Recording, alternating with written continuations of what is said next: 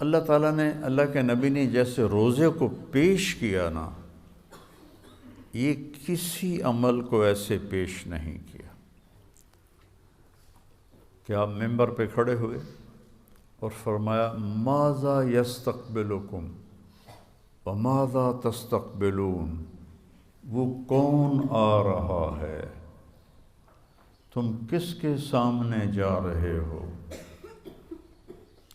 تو سارے ایک دم گھبرا گئے، چونکہ آپ نے بڑے پرجوش انداز میں فرمایا۔ پھر فرمایا ماذا یستقبلکم وماذا تستقبلون، وہ کون آ رہا ہے، تم کس کے سامنے جا رہے ہو؟ پھر اور صحابہ پریشان ہو گئے۔ پھر آپ نے تیسری دفعہ فرمایا ماذا یستقبلکم وماذا تستقبلون، وہ کون آ رہا ہے، کس کے سامنے جا رہے ہو؟ تو عمر رضی اللہ تعالیٰ عنہ کھڑے ہو گئے، یا رسول اللہ اوحی نزل، کیا کوئی وحی آئی ہے؟ آپ نے فرمایا نہیں۔ تو پھر انہوں نے پوچھا اعدو حضر، کوئی دشمن آ رہا ہے جو آپ نے دیکھ لیا ہے؟ آپ تو آپ کو غیب کے پردے ہٹا دیتا تھا اللہ آپ سے۔ اعدو حضر، کیا کوئی دشمن آ رہا ہے؟ آپ نے کہا نہیں۔ کہا تو پھر کیا ہے؟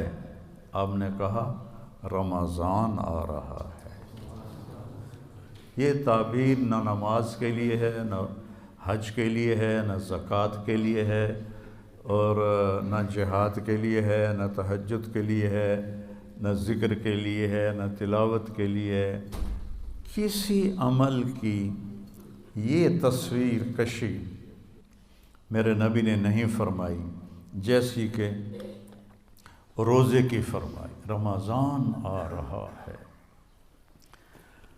اور دوسری حدیث میں فرمایا اگر میری امت کو پتہ چل جائے لو یعلم امتی ما رمضان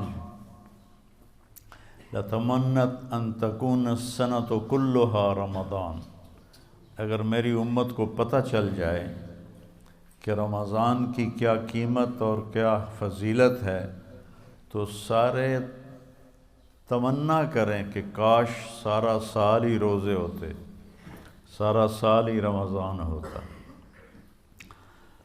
تو پھر اللہ تعالیٰ نے اس کی فرضیت کو یا ایھا الذین آمنوا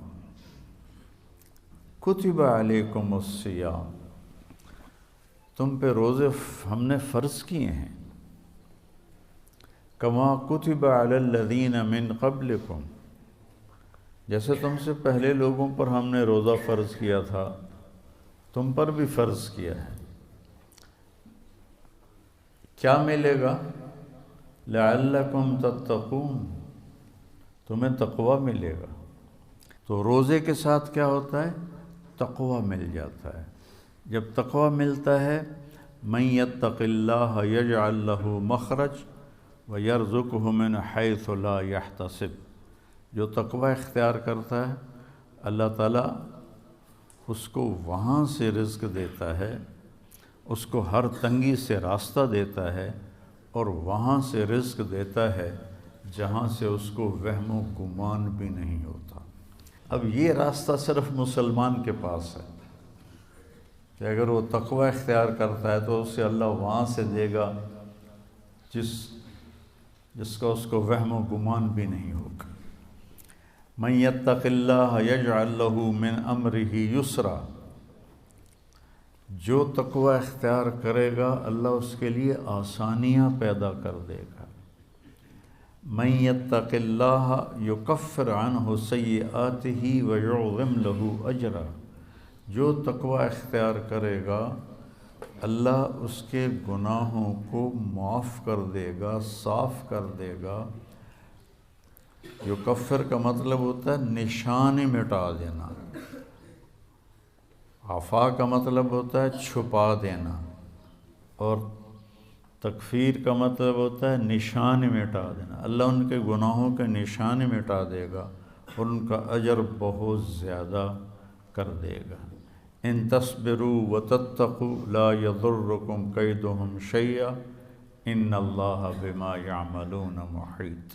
تم صبر اور تقوی اختیار کرو تو دشمن کی کوئی چال تمہارے اوپر کارگر نہیں ہوگی، اللہ ان کا گھیرا ڈالے ہوئے ہے، ان کے گرد گھیرا ڈالے ہوئے۔ تو روزے کا صلہ بتایا گیا ہے تقوی، کہ اس سے انسان کو تقوی حاصل ہوتا ہے، اللہ کی خشیت، اللہ سے حیا کو تقوی کہتے ہیں۔ ایک گناہ نہ کرنا کہ دوزخ میں جاؤں گا، یہ بھی ایمان کا حصہ ہے۔ ایک گناہ نہ کرنا کہ مجھے اللہ سے شرم آتی ہے، مجھے اللہ سے حیا آتی ہے، یہ حیا کا جو درجہ ہے یہ خوف کے درجے سے بڑا ہے، خوف کے درجے سے حیا کا درجہ بڑا ہے۔ تو روزہ واحد عمل ہے جس کے پیچھے اللہ تعالیٰ نے فرمایا کہ تمہیں تقوی نصیب ہوگا۔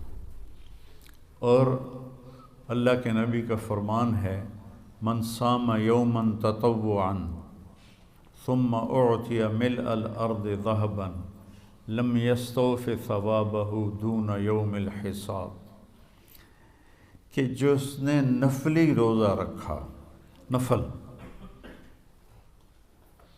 جو آپ کی نفل زائد کو کہتے ہیں، جس نے نفلی روزہ رکھا اور پھر اس کے بدلے میں پوری دنیا سونے سے بھر کے اس کو پیش کی گئی، 7 بر اعظم سونے سے بھر کے اس کو پیش کیے گئے کہ یہ آپ کے روزے کا بدلہ ہے، تو میرے نبی نے فرمایا کہ یہ سونے سے بھرا ہوا جہان اس نفل روزے کا بدلہ نہیں بن سکتا، صرف قیامت کے دن اللہ ہی اس کا بدلہ عطا فرمائے گا۔ تو فرض روزے کو حضرت علی نے فرمایا جو ایک روزہ چھوڑ دے فرض اور پھر قیامت تک روزے رکھتا رہے، زندگی بھر نہیں، قیامت تک زندہ رہے اور روزے رکھتا رہے، تو اس ایک فرض روزے کے اجر کو حاصل نہیں کر سکتا۔